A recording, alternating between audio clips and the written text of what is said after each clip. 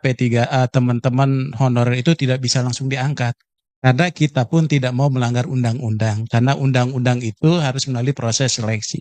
Tapi seleksi bagi tenaga non-ASN itu sesungguhnya itu diberikan afirmasi 100%. Jadi sepanjang tadi formasinya diusulkan, kemudian mereka ikut mendaftar, maka kemungkinan besar untuk lulus jadi P3K itu bisa 100% sebagaimana disampaikan oleh Bu Menteri. Jadi termasuk di Papua, Pak. Papua itu afirmasinya bahkan untuk CPNS-nya pun berbeda gitu ya. Karena begitu dia tidak lulus NAB maka menggunakan peringkat. Dan bahkan Pak Pimpinan, Papua itu 2021 itu formasinya 28.000 itu sampai sekarang Pak. Cuma persoalannya mohon maaf di daerah berganti-ganti orang Pak. Dan itu di luar kewenangan kami. Sehingga begitu orangnya ABCD tiba-tiba adil aja di EFGH kan gitu ya. Jadi kita bingung lagi ya. Sehingga ini menyebabkan itulah yang terjadi. Nah, oleh sebab itu kesempatan untuk P3K itu bahkan Bu Menteri Kebijakan itu membuka 2 periode Pak. Jadi ketika periode 1 tidak terpenuhi seluruhnya, maka silakan masuk ke periode kedua. Nah terkait dengan 30%-nya, maka disampaikan Bu Menteri tadi, ada pengangkatan P3K paruh waktu. Kenapa ada paruh waktu? Karena ada pemerintah daerah tidak bisa membayar sesuai P3K penuh waktu. Oleh sebab itu maka diberikan paruh waktu itu supaya dibayarnya tidak dengan belanja pegawai dulu. Supaya tidak mengganggu 30% tadi. Akan tetapi bagi mereka yang paruh waktu tadi, dia punya kesempatan untuk tetap dapat NIP yang sama. Sehingga dia memiliki legalitas hukum dengan status kepegawaiannya. Jadi begitu nanti Pemdanya sudah memiliki anggaran untuk membayar secara penuh, maka dia boleh langsung diangkat. Tapi dia tetap sudah memiliki NIP.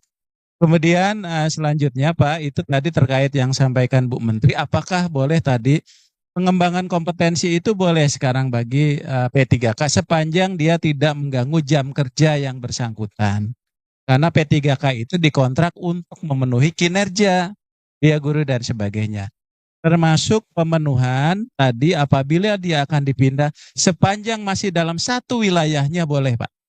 Misalnya di sini kelebihan guru mata pelajaran, ini matematika, di sana kurang guru pelajaran matematika. Nah ini formasinya usulkan ke Bu Menteri, nanti Bu Menteri akan keluarkan maka dia akan berpindah. Nah itulah aturannya yang kita terapkan supaya apa?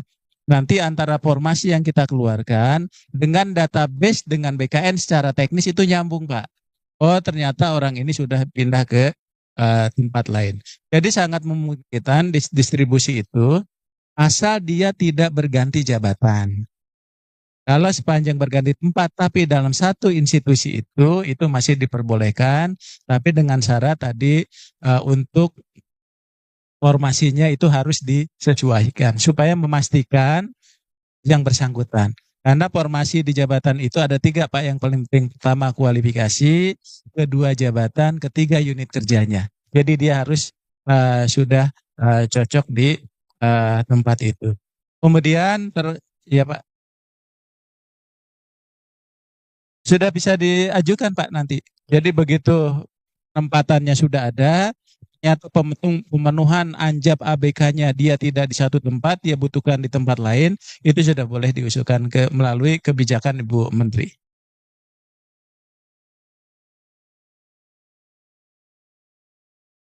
Kalau setelah mengajukan nanti Pak, nanti kita telaah apakah betul nanti kebutuhannya itu di sekolah lain misalnya. Nanti kita tinggal komunikasi dengan BKD-nya Pak. BKD-nya nanti yang akan mengusulkan, karena kita harus pastikan juga orang pindah itu dia ada pekerjaannya. Ada beban kerjanya, jangan sampai pindah hanya dekat rumah tapi pekerjaannya nggak ada. Nah, itu yang kita butuhkan itu sebetulnya di situ. Ya, gitu Pak. Atau pindah malah sekolahan yang nggak ada. Ya, itu ya repot lagi. Ya. Yang barangkali itu Pak, tambahan makasih. Baik, demikian Bapak, kami kembalikan Ya. ke pimpinan. Kalau APKN langsung ya. Izin Pak Ketua, Bu Menteri, ada sebelum ke BKN ini, pertanyaan saya belum dijawab tadi. masalah konfirmasi untuk guru swasta yang mengajar di lembaga swasta di Kementerian Agama itu. Terima kasih. Baik, Bapak, tentunya seperti yang saya sampaikan tadi khusus untuk yang Dikdasmen. Nah, kalau kebijakannya karena kemarin sebetulnya formasi kami itu adalah untuk sekolah negeri tentunya Pak. Kami tidak bisa memberikan formasi untuk sekolah swasta, Bapak. Itu ya, karena memang dulu diadakan formasi itu karena mengisi kekosongan-kekosongan guru-guru di sekolah negeri. Nah, eh, saya akan tentunya kepada Menteri Dikdasmen pun saya sampaikan untuk melakukan optimalisasi yang sudah yang sudah diangkat dari sana untuk bisa dia untuk bertugas juga di swasta gitu. Tapi kami tidak bisa memberikan formasi karena itu melanggar aturan Bapak. Kalau kami memberikan formasi untuk sekolah swasta gitu. Nah, jadi kalau misalnya demikian bisa saja nanti Menteri Agama melakukan seperti halnya dilakukan oleh Mendikdasmen, misalnya menugaskan tenaga guru yang sudah menjadi P3K ini untuk di sekolah mengajar di swasta, bisa saja mengambil kebijakan yang sama karena ada dua kementerian yang melaksanakan fungsi untuk pendidikan itu, ada di Agama dan Dikdasmen dan Dikti begitu Bapak gitu. Tapi kalau kami mengatakan bahwa formasi ini untuk swasta tentunya kami tidak dapat melakukan karena melanggar undang-undang.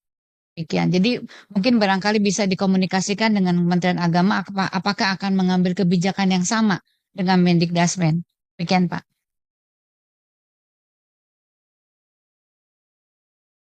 Terima kasih pimpinan. Saya hanya ingin menambahkan sedikit apa yang disampaikan oleh Bu Menteri. Jadi pasca Undang-Undang 20 tahun 2023 itu ada pelimpahan kewenangan dari KASN ke BKN karena KASN sudah tidak ada lagi di dalam undang-undang tersebut. Salah satu kewenangan itu adalah pengawasan sistem merit. Nah, ini untuk menjawab pasca pilkada nanti, apakah memang akan ada istilah yang sering dipakai itu balas dendam dan balas jasa. Nah, kami sudah membangun suatu sistem namanya integrated mutasi, jadi mutasi yang terintegrasi. Kita menginginkan semua mutasi yang dilakukan oleh instansi, baik pusat maupun daerah, itu harus menggunakan sistem kita. Dan sistem itu bisa mencegah terjadinya pelanggaran sistem merit. Misalnya dia belum memenuhi syarat pangkat, tiba-tiba karena dulu pernah berjasa untuk pemenangan suatu kepala daerah, tiba-tiba diangkat menduduki jabatan. Itu akan tertolak oleh sistem. Jadi ini harapannya untuk menyadarkan kepada para kepala daerah agar tetap menaati sistem merit yang sudah kita sepakati bersama di dalam undang-undang dan kita bangun. Moga-moga sistem ini bisa mengontrol mereka-mereka yang nanti menjadi korban. Bisa jadi yang sekarang menduduki jabatan tiba-tiba tidak diberi kesempatan menduduki lagi atau dicopot lagi karena mereka dulunya tidak ikut mensukseskan para kepala daerah ini waktu pilkada. Jadi ini yang kita lakukan dan tidak hanya untuk memindahkan promosi dan sebagainya. Kita mencoba semua layanan kepegawaian itu sudah memanfaatkan teknologi informasi. Ini arahan dari Bapak Presiden supaya mengurangi adanya ketidaknetralan khususnya gubernur, bupati, wali kota dalam melakukan pemindahan. Itu yang pertama. Yang kedua kaitannya dengan kasus, tadi misalnya kasus yang PNS yang sudah sejak tahun 2003 tidak masuk, tentu kami akan pelajari terlebih dahulu. Karena kita punya suatu direktorat itu tentang penetapan status. Jadi kita akan tetapkan dulu statusnya yang bersangkutan. Terus setelah melakukan fact finding, kemudian kita juga punya peraturan pemerintah nomor 90 tentang disiplin.